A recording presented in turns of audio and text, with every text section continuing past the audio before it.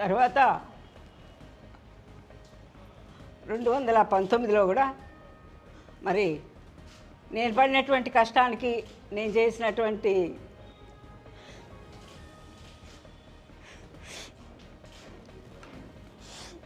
సర్వీస్కి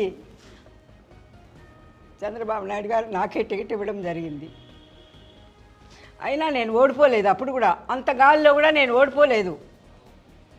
13 రౌండ్లలో కూడా నేను 3000 మెజార్టీతోనే నిలిచాను.